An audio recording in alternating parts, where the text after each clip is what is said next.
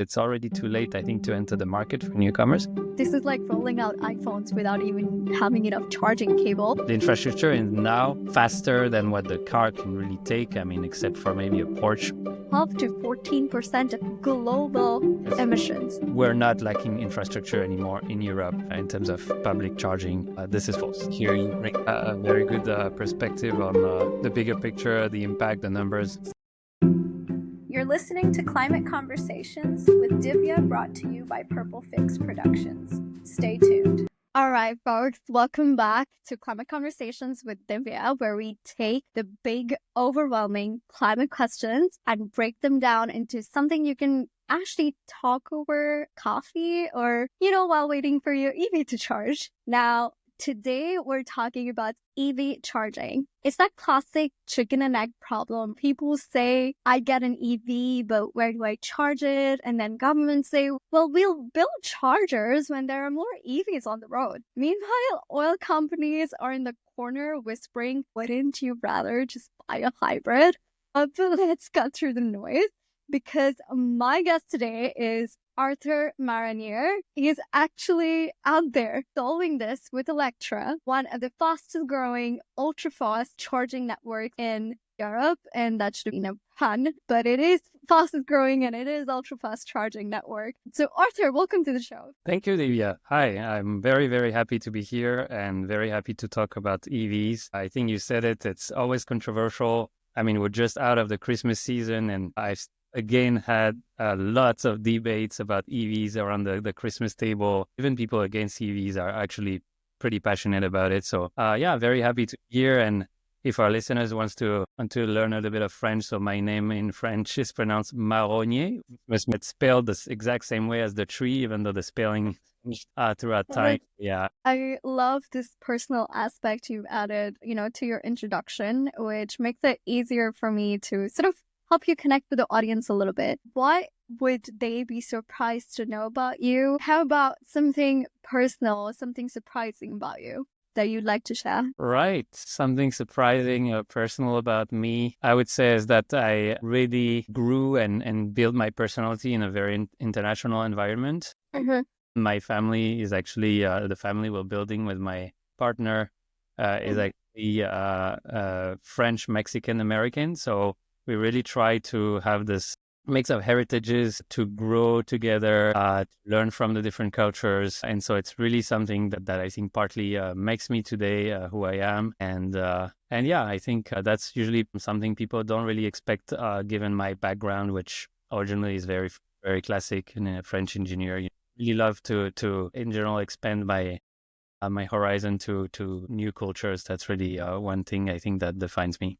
That is so beautiful and so touching. I mean, I definitely like to talk more cultural things with you later. But for now, you've had this fascinating journey, right? From sustainable energy research to climate tech to leading Electra's charge, pun absolutely intended, by the way.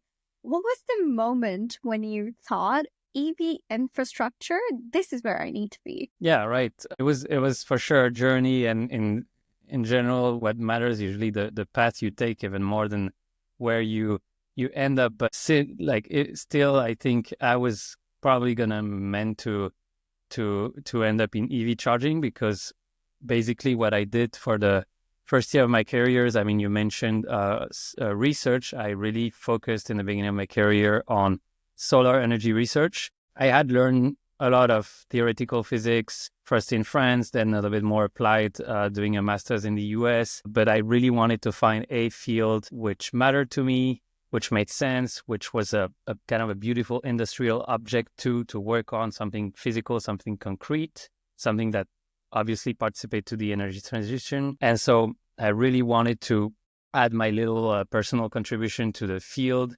And that's really what pushed me to really say, okay, I want to at least dedicate 3 full years to only research, only scientific stuff, trying to basically add a little bit of contribution to the field.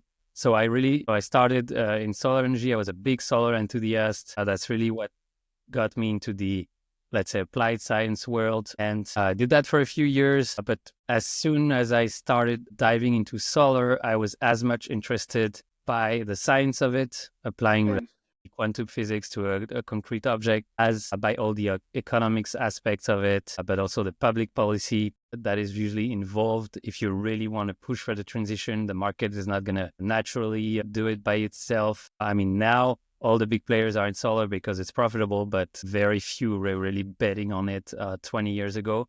So there was a huge push by government to really incentivize solar. So pretty early in my career, I really wanted to have this double background of being a physicist, but also having a public policy background. And so that's why I actually also did a master's in public policy for sustainable development to really understand what were the best levers to foster renewable energy, smart grids, basically anything that would help transitioning the whole energy system to something cleaner. And then I decided, okay, now I want to switch 180, not try to find something in between. Sometimes you can combine something still scientific within the government, but I didn't want this. I wanted to then really switch to pure public policy contributions, how on the political side I could help pushing for this transition. So I took a couple roles for the French government in energy, but also in transportation. And for example, one of these roles was that I was defining France's position on the regulations that were being discussed in the European Parliament on any energy topics. So that could be the energy topics I already knew, like energy markets, electricity markets, renewable energy integration, smart grids, market design in general, etc. But it could be also anything like the little energy stickers that you put on tires for cars, you know, the letters A to E to qualify how efficient a product is. So it gave me an overview of how regulations can really shape markets in general, whether it be through stickers like I just mentioned with information, whether through information on one side or through mandates for countries on the other side, or through market design and really changing the rules of an energy market. So yeah, I had a lot of fun really deep diving the politics of it. I also faced many challenges because, as everyone knows, I think when you work for a big administration, things are for sure slower because to make a decision, you need to align many more interests than just you and your team. So a lot of challenges, but very interesting. And the way I ended up in EV and why I say I was kind of meant to end up there is that I did a lot of energy and also actually switched to transportation with taking a role in the transportation department of the French government, which was basically managing the strategy of the French ports, big ports that are owned by the states, Marseille, Le Havre for the most famous ones. And so a fun fact is that one of the big projects, so we were financing, investing in ports with public money. And so we had to choose what projects we were investing in. And one of the actually flagship project of during the years I was working in this role was building a charging infrastructure for boats. So that, cruise ships, for example, at least while they're parked in the port, they can just be plugged into the electricity and not just pollute the whole city. I think in Marseille, for example, it's a huge environmental issue, and it's a big problem for the population to actually accept this mass tourism if it generates. I think it generates more pollution than cars in a year. It's something really crazy in a city like Marseille in the south of France. Yeah. Well, so yeah, it was kind of funny that I was already working on charging infrastructures, nothing to do because we're talking here about megawatts, so much bigger chargers, million of euro per charger. So it's not a scale. But then when I met with Electra's project, which when you think of it, EV charging infrastructure is really a mix. And what I do today is really a mix of energy and transportation. Transportation because, well, obviously we're talking about EVs, but energy, and that's usually a part that is forgotten about EV infrastructure, is that the way you source your electricity, the way you face power peaks, because we're talking, we like to Electra's model, but we're talking here about very fast charging, as you mentioned. So we're talking several hundreds of kilowatts at the same time on a given station. So that poses a lot of issues in terms of grid connection, power. So it's really a mix of energy and transportation, and I love Electra. I love this company. I love my role today. And I think, when I look back, EVs are one of the most pressing issues today, and it's combining many, many issues that you can find in different sectors in terms of regulations, energy markets, mapping a country. So it's really combining a lot of different topics, and that's what's really exciting to me. Wow, talk about meant to be, Arthur. You and I are going to sit right after and talk into detail about all of these projects because I am super interested. But for now, let's zoom out because when people hear EV charging, they think Tesla superchargers or a lonely charger at the back of the grocery store. But in reality, it's one of the most complex infrastructure challenges of our time that you've worked on multiple levels, as we've just heard. What's Electra's approach here? And how do you see your charging landscape evolving? Right. So, when I didn't know much about EV charging when I started this job, so I am very thankful for all the things I've learned with my colleagues. And one thing I've learned is that it's really not the same thing charging an electric car as just putting gas in an internal combustion engine car, an ICE car. Because you could think, okay, we've solved this problem already for gas. We have a bunch of oil and gas companies that are actually also gas distributors. They have the network. Why don't they just add a few chargers on every single gas station and end of the story? Well, actually, really not the same job. And they've tried, and some of them do roll out a lot of stations. They do it in general a little slower than the pure players like Electra. But supermarkets have tried. So some supermarkets have failed already and are coming back from doing it themselves and coming back to actually talking to players like us. The whole experience is different. When you think of charging a car, first of all, there's communication between the car and the charger, which is not the case with a gas tank. I mean, the only communication you have with the gas tank is, the little feedback you get when you feel like it's full, but that's it. It's just a mechanical feedback. There's no electronics behind it. There's no communication protocol. So there's no really harmonization apart from maybe the size of the inlet. But so there's communication. Chargers are really a technical industrial object that is not comparable to just releasing fuel through a pump. There's really lots of reliability issues that can come up because your chargers are usually connected together. They're connected to the cloud. You need to spread the power between the chargers because you don't have just an infinite power. Whereas with gas, you can just store gas. You cannot really store electricity. We can come back to this. We're also looking at electricity storage. That's a solution. So the whole experience is different. It's going to last longer for sure. In the long term, we expect fast EV charging to come down to maybe 5 minutes. Oh, wow. Yeah, so that's exciting. Today, we're more talking about 20 minutes on average, I would say. Yeah. 20 to 30, let's say. Obviously, this is a big difference. We're not talking about the 3 minutes it takes you to fill your tank.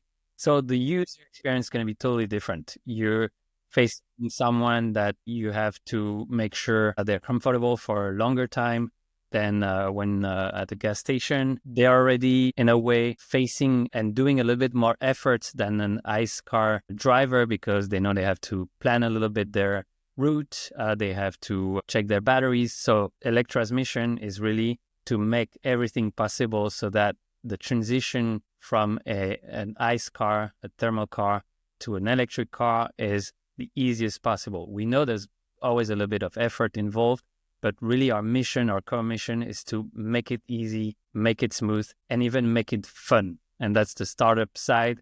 We're really we have our own mobile app. You can still pay by credit card if you want. Now it's mandatory in Europe anyways, and I think that's important because not everyone will want to download a specific app. But if you want to play, if you're digital friendly, then you can go ahead, you can follow your charge, you can set up in advance what you want to do. You can book your spot on the app too, which is something that our customers really appreciate. So that's cool. Yeah, so really Electra, and there is room. That's why there's room for pure players and new players like Electra. It's because we're in a new concept. It's a new customer experience that doesn't exist already, that involves really technical skills in order to really manage the chargers, but also, a lot of user experience ideas, products that needs to be here to really innovate and offer something new, offer something exciting. So that's the space where we're at. Electra was founded 4 years ago now, and it's a very fast growing company. and I love this. Yeah. We are a little bit more than 200 people now, and I think we're one of maybe the biggest crew in Europe working on fast charging. So we're really dedicated to that mission. We have one mission, being a European player, deploying a lot of mostly and almost exclusively super fast chargers. So above now our new stations, each charger is minimum 400 kilowatts. So each charger can charge 2 cars at the same time. So it means 200 kilowatt per spot. And when you look at what cars can take now, it's more than enough. Oh, yeah, for sure. Yeah, the infrastructure is now faster than what the car can really take. I mean, except for maybe a Porsche. Yeah, and we see it when we see a Porsche coming by. I mean, not to be in a cliche, but in Switzerland, for example, we can see the peak of power, and it's usually impressive. But if you take a normal car, a small car, it's going to take 50 to 100 kilowatts. When we equip each spot with more than 200 kilowatts, we're far ahead of the car can really take. So yeah, so just to wrap up, our vision is to be a European player today we're present in 9 countries. We're probably going to open new countries in the future. We'll see how that goes. And our goal is by 2030 to have 2,500 stations, which is roughly 15,000 charging points, because we have approximately 6 charging points per stations. And to that, give you an idea, I don't have very last numbers in mind, but we're already above 400 stations in Europe. Most of them are in France, but Belgium is also a big country for us. So yeah, that's the vision. That's where we're at.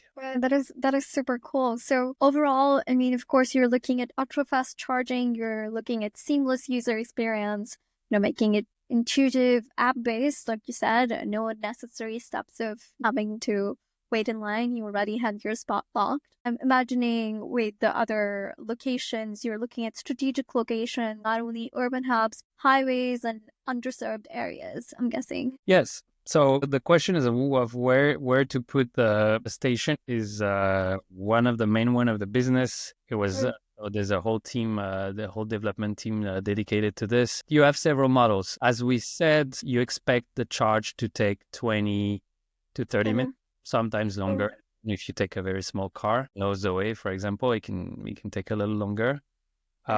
Usually people would charge, I don't know, from 10 or 20% of their battery to 80%. It's not really useful to charge above 80% because just the speed of charging decreases, and so it's not really time optimized. And so if you look at this, the best use case is probably when you go to the mall. You park your car for at least 45 minutes. That's what people do on average. So you have exactly the right amount of time. You have big parking lots, so lots of activity, which is important for us. Our business is very CapEx intensive. If you take a average station, a fast charging station with, 3 chargers, so 6 spots, can cost anywhere between 400,000 and 600,000 euros to install. So this is really CapEx intensive. You were talking about the chicken and the egg. It's also true at the company level. When you install charging, you're betting on future traffic you have right now because the EV rate is still a little low in Europe. It's growing. You're installing a lot of chargers and you're scaling your stations for future use. So to make this profitable, you have to aim at locations where you'll have traffic no matter what. And so that's one of the key challenges of the business. And for this are obviously one solution. We started doing hotels too, because hotels have parking lots. Usually they have some space. They're a little harder to locate in general for people. So it's still an option, but maybe not as easy as the other ones. And then a big development line basically is restaurants, and especially restaurant chains. So this, again, you're more or less looking at a good timing, stopping for 20, 30 minutes. That works well. They're well positioned. You'll have traffic. So that's a big development.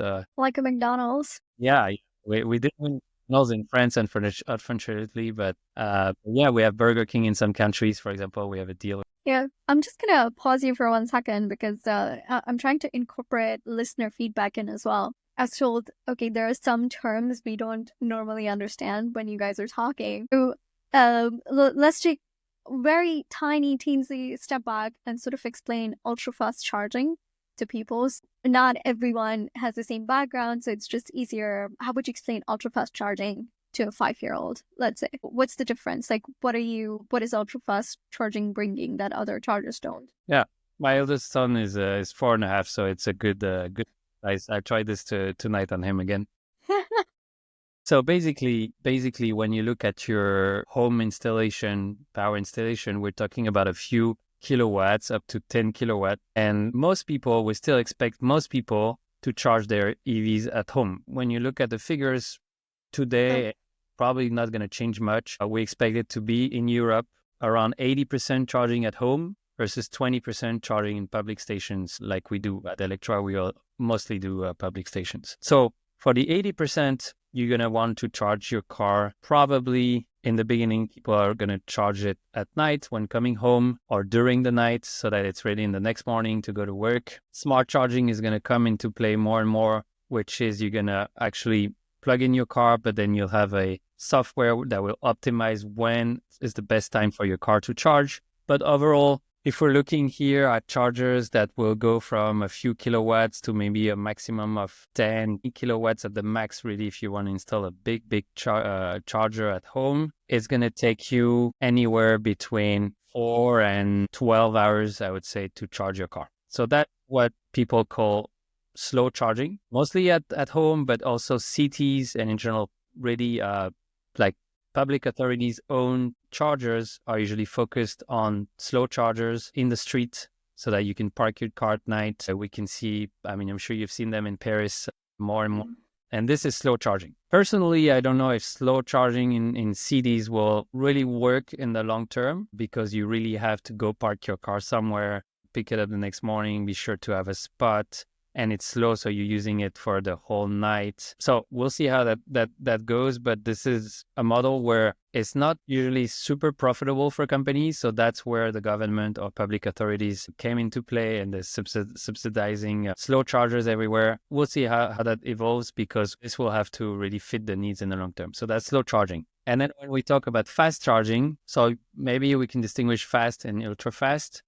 Fast charging would be starting at 20 kilowatts and higher, a little higher, which means that you'll be able to charge your car in a few hours, sometimes less than an hour. And then ultra fast charging, so that's the numbers I was mentioning, we're above 100 kilowatts, sometimes 200 kilowatts. And that the car is the limit. You're reaching the limit of what the car can take today.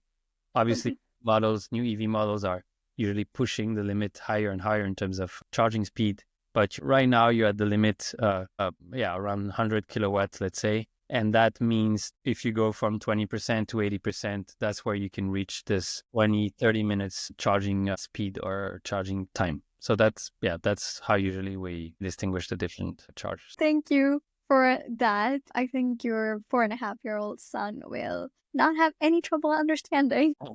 I'll tell you that. Coming back to the conversation we were having, as you mentioned that you also have to take into account the foot traffic or the car traffic because it's a CapEx intensive and you're putting in a huge amount of money into chargers that have an approximate lifetime of 12 to 15 years. Would that be correct? Yeah, that's a good, yeah. That's a high estimate, 10 years maybe. As far as I've researched, 14% of new car sales in Europe are EVs.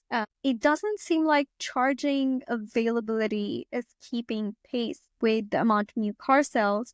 The European Union wants about 30 million EVs on the road by 2030, according to the current policies. So do the current policies actually support the target that we are setting up for ourselves, or are we setting up ourselves for disappointment? All in all, is this a challenge of speed versus accessibility? It's great to have fast charging hubs, but they need to be in the right time with the right grid support. So there are two things that, we need at the same time. And with the estimate the European Union wants, I'm guessing, and I might be way off here, but France would need about 400,000 chargers by 2030 to meet the demand. And I'm guessing today we are at about 100,000 overall.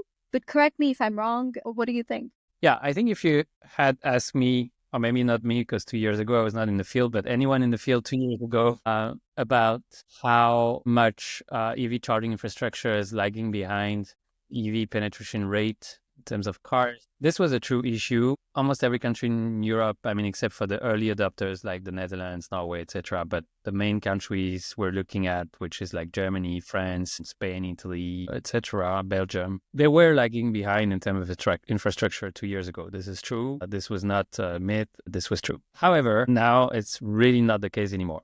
Okay. I like your question about fast charging versus the rest. And you're right, we need to come back to this. But if we focus for a minute on fast charging, if you look at all the European countries I was mentioning, even the Netherlands is still progressing between 2023 and 2024. If you look in terms of number of cars per fast charging point, so that you take into account at the same time the evolution of the number of cars and the charge points, it has again decreased for the second year in a row. And now across all Europe, we went down from 90 cars per fast charger in a given country to 73. So really, and this is true in all the countries, it varies a little bit. In France, it's a little bit below 70. France is leading. I think it's just lagging behind China in terms of number of fast chargers EV per fast chargers. It's massive what has happened in Europe in the past 2 years. People have installed tons of fast chargers. There's even not a lot of room left for newcomers. It's already too late, I think, to enter the market for newcomers. So really, I think this was a success. Some work to do on reliability. This is one of our strong focus at Electra, to have the highest reliability possible. And so you need to not only look at the number of charges for sure, but also the number of working charges and the percentage of time it's available. That's for sure. And that is coming back to your other question. That is usually more a problem for slow chargers, which are more distributed, than fast chargers. But still, I think there's a lot of work to do on fast chargers to improve reliability. So right now, it's really false to say, and coming back to dinner debates with friends, now, like anyone listening to this podcast, you can really tell your friend who's against EVs that we're not lacking infrastructure anymore in Europe in terms of public charging. This is false. This is really now not a problem anymore. Now, where you're right is that companies will put chargers where it's profitable. Yeah. And this is not enough to really offer a full service to the whole population. So this is really a public policy issue. I haven't worked on this. I would love to work on this one day, but you have to find an equilibrium between profitable big hubs with a lot of capex to take out, which probably good for companies because they can raise a lot of money, and subsidizing slower chargers, or at least more distributed chargers in cities, in small cities, because most fast charging hubs are located in the top 10 cities in a country. So for sure, there's a lot of urban planning to do with the public authorities. And so I don't have the perfect answer to that, but I think you are right. This is a public policy issue that needs to be tackled at the same time. What's lacking today is really taking into account the needs. Usually public authorities, they are not equipped, especially local authorities, they're not equipped technically to really assess the needs of users. And so they will install superchargers with weird, basically tariff schemes where you have to pay for a membership, or you pay by time instead of paying by energy. So wow. Yeah, there's a lot of harmonization to do on the slow charging space for sure too. If there are any European policymakers listening, Arthur here is available because he would love to work in this field. So he will tackle all the highway infrastructure and rural charging deserts that remain the real problems. I always mess up the eating dessert with the dessert, but yeah, go on. We'll gladly do that in a few years because I still have a lot to do with Electra. But yeah, I think this is a public policy topic that will gain importance in the next few. For dinner with friends, basically, 2 years ago, it was okay to say that, oh, this is like rolling out iPhones without even having enough charging cables. The problem 2 years ago was that people couldn't charge conveniently, which is why they would hesitate to switch to EVs, which would in turn slow down the decarbonization of the transport, which is one of Europe's largest sources of emissions, like close to 30%. I would also very much like to shift to quantifying the problem here. So it is one of my most favorite segments, quantifying the impact. So let's take a minute to understand what does it mean for the scaling infrastructure for climate goals? Like how can we define that here? And we can go ahead together. So no pressure on either of us, but together we can go ahead and sort of put numbers on. So EV charging, like we mentioned, it's not only about convenience, it's a key piece of the net zero puzzle. And I would really, at this point, like the listeners to know what's Electra's real world impact so far, in case you have the numbers. For example, we can start with number of ultrafast charging stations installed already. And then we can go ahead and calculate, given like each charger will display some metric tons of carbon dioxide. So we can together calculate if that number is not available. But go ahead. Okay, I'll do my best, and I'm sure I can count on you to help me. So right now we have a little bit above 400 fast charging stations in Europe, including 300 in France, which was really our big focus in the beginning. We did an estimate, and we're trying to really build our CO2 map and different scope emissions to really follow this closely. And this is really a project that's growing right now. So I don't think we have lots of figures, but what I can tell you is that we calculated that we saved a little bit below 200 tons of CO2 last year. Good. It's still not huge because really we're building a network that is really built to be future-proof. And when you think of a station, let's say, so three chargers, 6 spots today, if you look at a country like France, on a given day, you'll have maybe in this kind of station, 10 to 15 people that will come charge. So this is not a lot yet. It's really not at full capacity. On some stations that are really running great, these numbers can go above 20, even 30 per day. But that's to give you an order of magnitude of the use of the stations.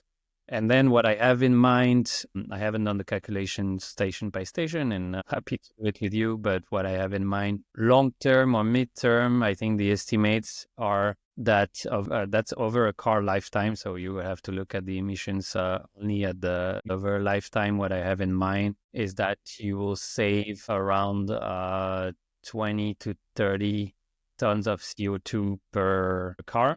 So that gives you an order of magnitude. Yeah, absolutely. 20 to 30 tons per car. And we want to have 30 to 40 million cars in Europe. That could easily mean 1 million tons. Makes sense because if we electrify half of Europe's fleet, even half of Europe's fleet, that's like saving 500 to 900 million tons, approximately 1 billion tons of carbon dioxide annually. And that's close to 0.5%. But it's also like shutting down 100 coal plants a year if you really, really look into it. So, I mean, if that doesn't convince people, I really don't know what will at this point. But it's also the global perspective of emission reductions that really interests me here. A report by the International Energy Association states that by 2035, the adoption of EVs is projected to avoid over 2 gigatons of carbon dioxide equivalent emissions annually. Again, all of these numbers keep blowing my mind at a regular rate every single time. Studies will indicate that like 1% increase in EV sales within a city can lead to close to 0.1% local emission reduction. And in neighboring cities, it's also equivalent, by the way. So it just highlights the broader environmental benefits of EV adoption. And then we can go ahead and talk about energy consumption and grid considerations that we have here. The grid impact, for example, like what a single EV can draw, the amount of electricity is much from a home during peak energy use. So sometimes it underscores the importance of grid readiness and smart charging solutions to manage the increased demand as well. So these are important things, I think, to talk about, along with any political considerations in scaling EV charging infrastructure. Like we mentioned, I think in the beginning, we were talking about storing the energy somewhere, and energy storage comes into picture. You worked with solar, so you will know solar plus storage is a big hype right now. It's working really amazing for sort of levelizing the duck curve of your an American boy now. You know the duck curve better. That curve is becoming a total too. We can talk about this, but this is an interesting dynamics in the US especially. Yeah, and to give the listeners a perspective, what we're talking about is solar energy, for example, requires a load following capacity, which means solar is available when the sun is at its peak. For the rest of the time, you're dependent on the grid again. So how really is the clean electricity clean in terms of what you're using? Which is why the duck curve, imagine the hump of a duck that comes into the picture, given the timeline. And to levelize the duck would mean if you have storage, something that is storing the solar energy, it can levelize the duck curve, which means it can reduce the amount of dependence you have on the grid, which is what we're trying to talk about here as well in terms of storing the energy that EVs need to use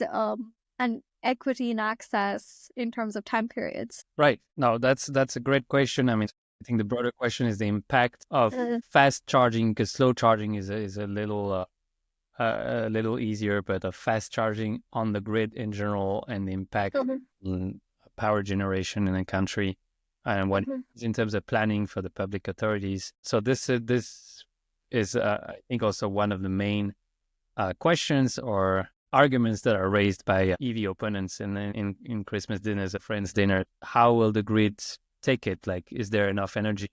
Is there enough power when everyone wants to charge at the same time? So if we run just a quick calculation, basically, long story short, there's no problem of energy. There can be problem of power, like in terms of power, and you have to look at this, but in terms of energy, there's really no issue. If you look at the year 2050, if you expect almost 100% of cars to be EVs, let's take France, that's like 36 million EVs. An average person use their car like 15,000 kilometers per year. The consumption is going to be 17 kilowatt hour every 100 kilometers.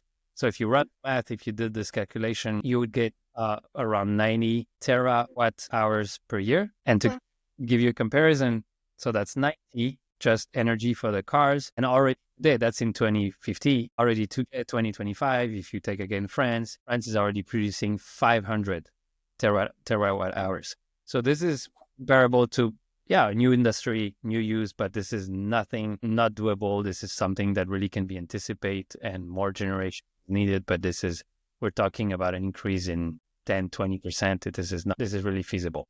Now, in terms of power, this is really the question. And it's true that this is a challenge, both locally and at a country level. If you look at the country level, I tried to run some math too on this. It's true that if you imagine that at home in winter, 20% of all the 36 million cars we mentioned were to charge at the same time, which honestly is not that likely to happen because when you look at the charge of a car, it requires a lot of power in the very beginning, in the first 5-10 minutes. The power it takes decreases pretty fast. So really, you would need all the cars to be in their beginning of their charging session at the same time. But let's say you have 20% of them, which is already huge, to be instantaneous, and they charge at 10 kilowatt, which is slow charging at home. Then yes, that if really everyone does that at the same time, that's 50 gigawatts. So of power needed at the same time. So speed needed from the network, 50. Compared to the highest peak we have, again, taking the example of France in winter when everyone turns, it's 100. So this would be huge. So you need smart charging at home, and it's already being implemented. I don't think everyone will charge exactly at the same time. You can charge during the night. In countries where you have solar and the duck curve you mentioned, actually charging at night is maybe not the greatest idea. Probably charging at work when you can in the middle of the day, but with best idea for the network. So you have to plan this for sure. And then if you look at public charging, classic question happens when everyone will want to charge their car on the highway, August, when going to vacation, basically. Look, and that, if you do the calculations, again, you can take here I try to take a more realistic example. It's not just my calculation. My source here is the 2050 report by RTE, which is the French grid regulation agency, our DNO, let's say, the operator of the grid, rather. And they estimate that you can have a peak of 1%, around 1% of all the cars. If really everyone stops at the same time in on the highways on a given day at 12 p.m. when you have the peak of people driving on the road, then 1% of this 36 million, let's say they charge at 50 kilowatts, which is already everyone at 50 at the same time, it's not that likely, then that's 18 gigawatt of power needed. So right now we're comparing 18 to 100, and I think that comes down to a more reasonable figure. It's still a challenge. It has to be anticipated. Many countries have learned to manage peaks like this with electrical heating or with AC in hot countries. Really, this is a challenge, but this is doable, and smart charging is going to help a lot for sure. Well, and these are a lot of numbers, I think, for our listeners to consume at the same time, but they are cool numbers. I'm sure you can keep up with Asian-like population here. But I would definitely like that report from the RTI. RTI. We should have had this conversation in French. Just to sort of wrap up a little bit on this part of quantifying the impact. Overall, there have been huge indications of the carbon dioxide equivalent emissions that can be reduced. We were towards the end talking about the great impact that has. Approximately, without using any numbers now, a single EV can draw as much as electricity as a home during peak energy use, which is what Arthur was mentioning, and sometimes a home during winter time in France during its peak energy use, which is a problem that companies like Electra are trying to solve very regularly. And I would definitely take this moment to go to something. This is another part of the segment that I really, really like, which is the busting myths and controversies. And for this, we can call it EV Mythbusters, right? Like Ghostbusters, get it? So, time for my favorite segment, EV Mythbusters. Arthur, let's tackle some of the biggest misconceptions around EV infrastructure. Let's take the first one. Okay, let me know, what do you think about this one? Charging infrastructure isn't ready for mass EV adoption. And we've talked a lot about this before and a little. You're free to summarize it in a way which is busting myth, not busting myth, but feel free all the same. Yeah. No, I think this, as we talked about, it's a very commonly spread myth that is really not true today. It was true in the beginning. Really, if you think of it, having 80 cars per fast charging station when people charge 80% of the time at home means that there is more than enough fast chargers in Europe right now.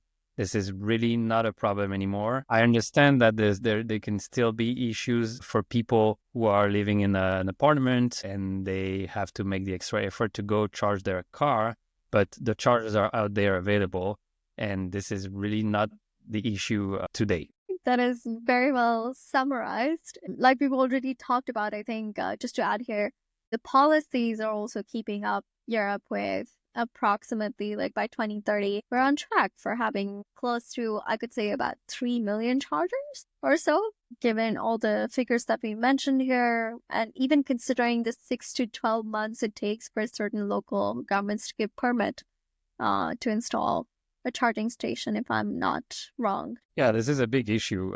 Permitting and the access to the grid connection. I haven't mentioned this yet, but in some countries, the two I have in mind are Spain and the Netherlands, take years to get a high voltage connection to the electricity grid. And that's because the network was not planned to really have this new use of high power demand localized in hubs. Basically, the classic two uses of electricity in the Western world are low energy, low power, which is households in general, and high energy, high power, which is an industrial complex or hub where you really require a lot of power, but usually it's pretty flat. You use it most of the time and you know how to predict it. We are newcomers. We are changing this landscape. This is a big challenge.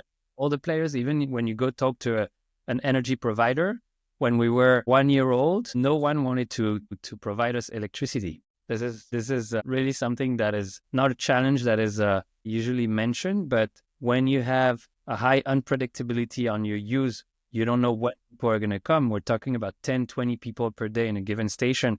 Even the low numbers, it means that it's kind of random to know when one of these people will come during the day. And when they come, they will take a high power from the grid for a few, and then it will decrease. So we have a profile that is unpredictable and it's high power, low energy. So all this is brand new for all the players and all the value chain. So that's a big issue.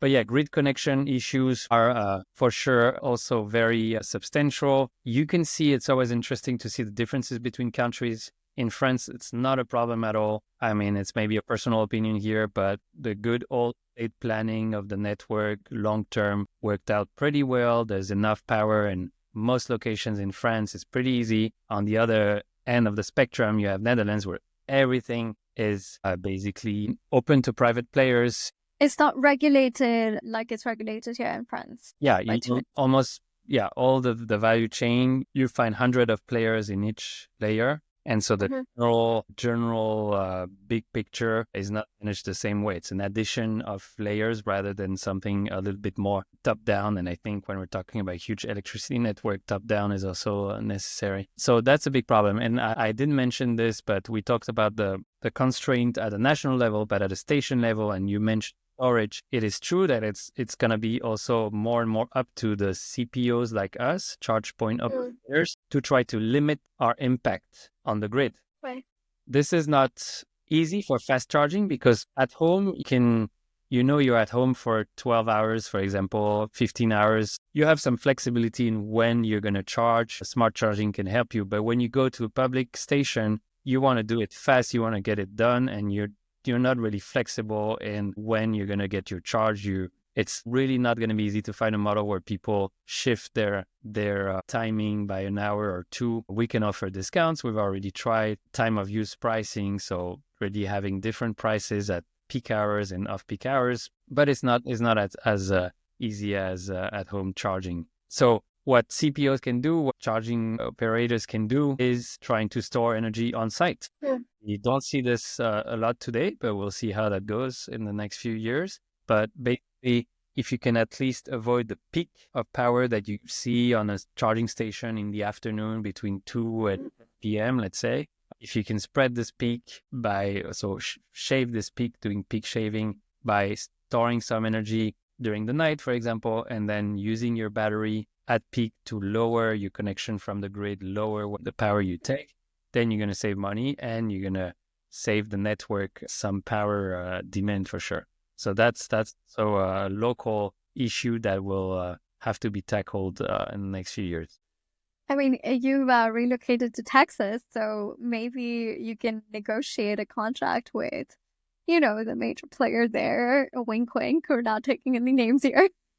And they can provide, local energy storage because they've gotten really good at it. I don't know if you know about the Kauai station, but in Kauai island of the Hawaii Islands, they've done a solar plus storage project, and it's one of the biggest batteries in the world, and it's the island now is almost completely operating on solar energy thanks to batteries, which are partly provided by that operator in Texas. So yeah, it's going very fast here in Texas, in California. I mean, you mentioned the duck curve earlier, and the fact that you have extra power from solar at noon, and then it's the opposite night where you need to ramp up very fast to have other sources of generation. You need a lot of energy at the end of the day when solar is freezing, and the rate at which batteries, so we're talking here about massive batteries, not the batteries I was mentioning for charging stations, which are smaller. Talking here about grid scale batteries that are just here to stabilize the grid, to store energy again during the night or in the morning or at noon, and then being ready to step up at the end of the day. And when you look at the latest curves in California first, and Texas is really, really not far behind. Well, the duck curve has become kind of a turtle curve because for the first time in 2024, there were several days where at a given hour, I think it was, let's say at 6 p.m., between 6 and 7 p.m., batteries were the number one generation source of electricity, which means more energy was coming from batteries than coal plants, solar, obviously, wind turbine, gas plants. So it's true that it's impressive how fast it goes here. And yeah, Sure, it's we can learn a lot from how Texas and California are really fast pacing this, and it's an interesting case where innovation comes from constraint, because Texas, kind of like the Netherlands, I mean, I don't want to say it's the same situation, but I think has a lot of issues in terms of grid planning, and that created the need for batteries too. So constraints really generated innovation here, and that's a lot to learn. Necessity is the mother of invention, like we all say. Did you coin the term right now, the turtle curve, or does that term exist? I read about it a few days ago, so I don't want to. You read about it? Oh, okay, because I was going to give you full credit. I'm like, If you want to, on my show, coin the term the turtle curve. Let's bring in the newspapers. if you want to give credit, I would give credit to my colleague Elise, which if she will be listening to this podcast, we'll be happy to hear about it. But I think it was already out there for not so long, but probably worded by someone else. But yeah. Okay, because I think I was reading about these things in October when I was incidentally writing a white paper on it. And that I think till then, I just noticed the duck curves and how the duck curve is levelizing, but there was no other terminology for it.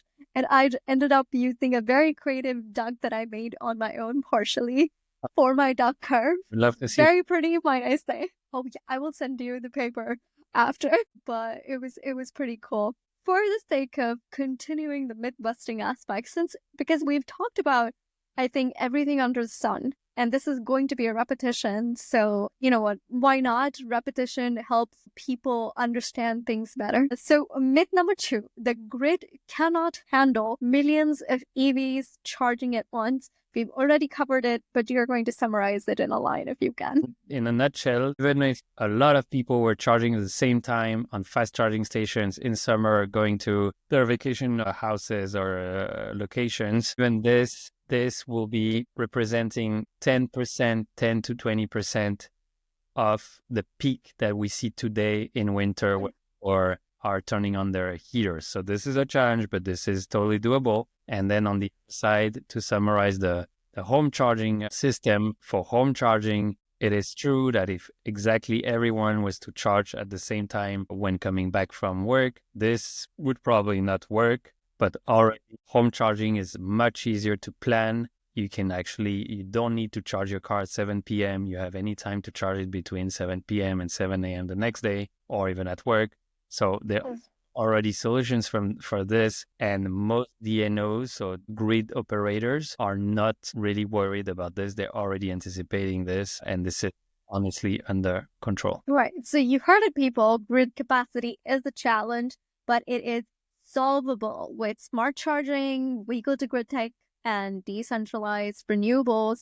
The grid is evolving just like cars did. So relax. And that's boom, 2 myths down. I don't know if anyone is keeping score. But if you had any comments actually here, Arthur, regarding the ethical aspect of it, I'm going to give you free rein here. I'm not going to bring up any controversy myself. But if you want to address the ethics, any related to these conversations, be it socioeconomic or the equity of the charging here or any other aspect, feel free. The floor is yours. Yeah.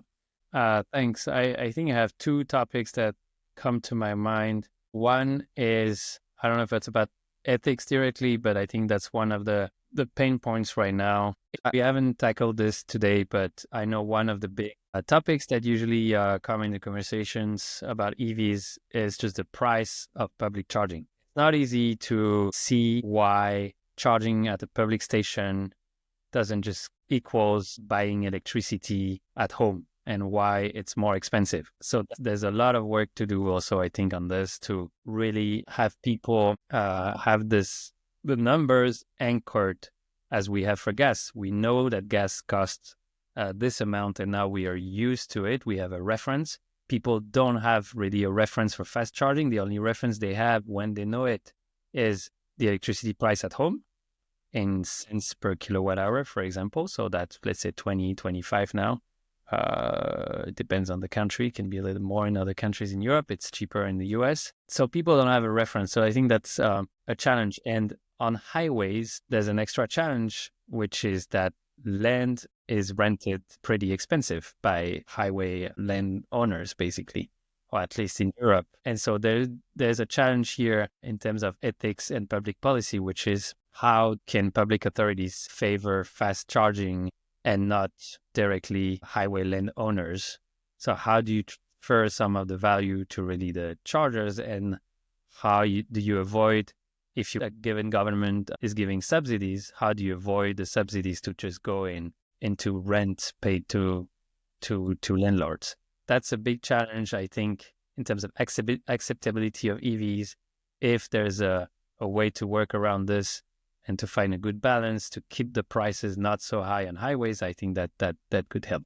I think there's the same problem with gas, but yeah, so that's totally new. And then another topic that I have in mind, and that really is commonly discussed too, is EVs, the solution to climate change, or the solution to the impacts of transportation on climate change, let's say. And it's a question I get very often, like, why working in the EV sector if basically the problem is broader? The problem is probably the model of individual drivers being basically alone in your car and using so much energy, space, and adding so much stress in a city with a car. So obviously there's a big... I'm trying so hard not to comment on that. I would love to hear it. But go ahead. I will let you finish first.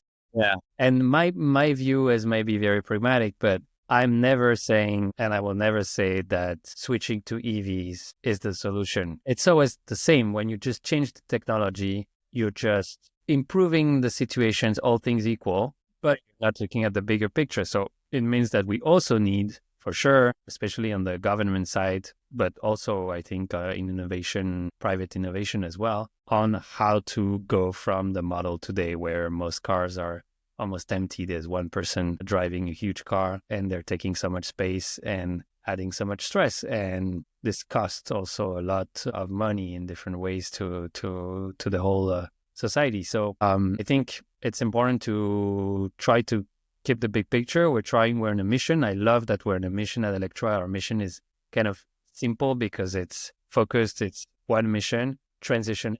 But I think it's very important to also listen to broader concerns about just changing the technology is never enough. You always need to look at the general use, how you can reduce the use of cars in general, and what you can do on this matter. I'm so itching to jump on this. I think there were a couple attracting factors for me to start this podcast, and one being whenever these topics are talked about, people really do not take 1 second to shift to individual responsibility. It's an important aspect, but people keep forgetting the responsibility of governments, policies, bigger corporations, which is why one of my main aspects within these conversations is quantifying the impact and what each of these things and the kind of impact they have versus the percentage of individual impact, right? And there is a huge gap between the two. A very valid point that you raised, and it's something that crosses everyone's mind. This is somewhere where my passion comes out. But it's crazy to me that people even have to consider this, given that road transport accounts for 6 to 7 gigatons of carbon dioxide annually, which is roughly 12 to 14% of global emissions. So saying that a full transition to EV combined with clean electricity generation. Now here, no one is saying that, of course, with the current grid system, we can get there. Of course, we do need clean energy. It cuts at least 5 gigatons of carbon dioxide per year. So scaling all of this charging infrastructure, sort of considering the 1.5 to 2 tons of carbon dioxide annually per car compared to an ICE cars, it is possible to reduce 10%. And so far, all of the impacts that we've talked about on all the episodes have limited themselves somewhere to 1 to 2%. But this is a crazy huge number. And for 1 and 2% as well, I've said it's not a small amount. It really, really matters. So this is like saying, okay, EV alone can remove U.S. transport sector's entire emissions. You can entirely eliminate, and please nobody cut this, but like entirely eliminate U.S. Don't take it out of context. No, you're right. this is huge. This is huge, and just the impact. Yeah, the impact it can have. It's that's why I love working in the field. It's just there's no brainer. It's a no brainer that this will improve the health of billions of people. Put it like Right. it's a no brainer. Yeah. Right. So unless the technology innovation people, the entrepreneurs, universities bringing up any kind of new technologies here where you're trying to change consumer behavior entirely in terms of usage, we're not in Denmark. Nobody is going to use. You can't expect people in California to be using cycles. It's crazy long amount of distances without any public transport. It's not like here in France. Certain parts of France, at least, like are really well connected in terms of transport. So it makes these factors make a lot of difference. And coming back to one of the first things that you were mentioning in terms of the economic factors here, and correct me if I'm wrong, but I think Ethiopia was one of the first African countries to ban ICE cars completely, and they've made it mandatory for people to own the electric vehicles. I didn't know. So you're teaching me. It's one of the countries, it's one of the Western African countries. I think it's Ethiopia. I'll have to check back in. But the problem that they face now is the number of electric vehicles that they have on the road versus the infrastructure support that they have is almost, it's extremely sad because they keep saying, oh, okay, we're going to have 6,000 to 7,000 of these stations all over. They have so far in the entire country 6 to 8 stations, which is crazy. And officially, so the 6 to 8 stations comes from a news report that they actually went and checked all the stations the government said that they had, but the government themselves have put out, oh, we at least have 60 to 70 stations, which they don't. And out of the 6 to 7, only 3 to 4 are functional. It's just policies are trying to get there. I don't know if I can call it greenwashing or anything. It's a great, let's call it a step in the right direction. But in terms of infrastructure, and I think, I don't know, you guys could negotiate something with the government there. But just saying, business development leads here. We're not going into Africa yet, but maybe one day. No, yeah, I think this is a very important point. You do it if you do things the wrong way or in the wrong order, then you're gonna have the opposite effect. Like just because it does require an effort to switch from an ICE car to an EV car, and one of the metrics we're following at Electra to get the broader picture is how many people want to go back to an ICE car after having experienced an EV car. I don't have the numbers in mind right now, but the only thing I know is this has increased last year, which was not great. I don't want to wrong numbers, but we're not talking about 5%. We're talking about more than 10 or 20%. And it has increased a little bit. You have to be very careful. If you do this wrong, you're going to lose 10 years or even a generation of drivers because this generation will have decided that this is not for them and this is too much effort. And in the US too, it's a big challenge. Right now, the numbers are smaller than in Europe in terms of adoption, and just the mentality of the people plays a big role too. How do you nudge them into EVs now that the mandates are over? I mean, it was really never a mandate, but the subsidies are over now that Trump is in office. Now the question is really, how do you make EVs more sexy?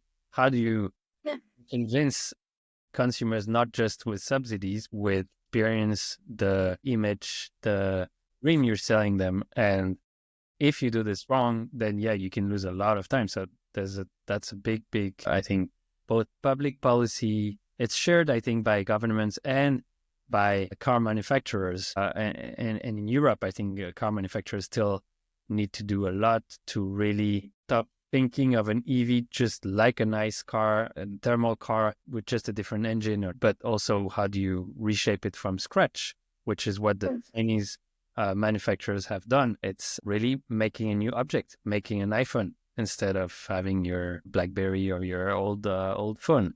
It's changing perspectives. And so if you don't have the right infrastructure and the right product, then when I talk around, it's a very good experience for me to be in Texas right now, where I think the EV friendliness is lower than in Europe. People are asking me why they would switch. I mean, why, when everything is so easy, they would add this on top of the rest of the constraints in their life. So yeah, this is really key. That is not a good look for Elon's Tesla, is it? Those are decreasing of this. But actually, coincidentally, my last guest was a climate reporter. We were discussing the Inflation Reduction Act, and this was before Trump's inauguration. The conversation happened before Trump's inauguration, the episode released last week. But the possibility of him removing the Inflation Reduction Act and the aspect of electric vehicles getting affected by it. So it's very fortunate that this conversation is happening right after as well. Arthur, this has been incredible. I'm guessing Electra is going to make EV charging as easy as stopping for coffee, and I hope that is true. That's the goal. I've loved this conversation as well. There's obviously a lot of things we haven't covered, a lot of nice tech things that we're developing that will allow you to really just arrive with your car, having your car recognized by the station, automatically charging you, automatically billing you. There's lots of things that can be done technically in terms of innovation in the EV space. And now we just need to really reach out to people. Right. Tell you what, we can schedule a second conversation and talk specifically about the technical aspects. And in the second half, we can break it down and talk about it as we were talking to your 4.5-year-old son. How about that? Let's do that. I'll train with my son in the meantime. Would love that. Best training ever. My usual go-to is if you can explain a concept to a 5-year-old, or you can explain it to your grandmother or grandfather. And it works better if it is a brown grandmother or grandfather. That means you yourself understand the concept well, but you can explain it better to the people around you. Love the entire conversation, Arthur. Thank you for being here. And to everyone listening, charge up, drive on, and let's electrify the future. You've been listening to Climate Conversations with Divya, and follow for more conversations like this one. And let's go electric. Let's go electric. How do you feel? How do you feel, Arthur? It was great. I think we covered a lot of topics. We had time to deep dive. I love that. I love the experience. Here you bring a very good perspective on the bigger picture, the impact, the numbers. So yeah, great. You just heard Climate Conversations with Divya, brought to you by Purple Fix Productions. We hope today's episode sparked new ideas and deeper curiosity about how we can tackle climate change together. Until next time, this is Climate Conversations with Divya. Stay curious, stay engaged, and let's shape a sustainable future together.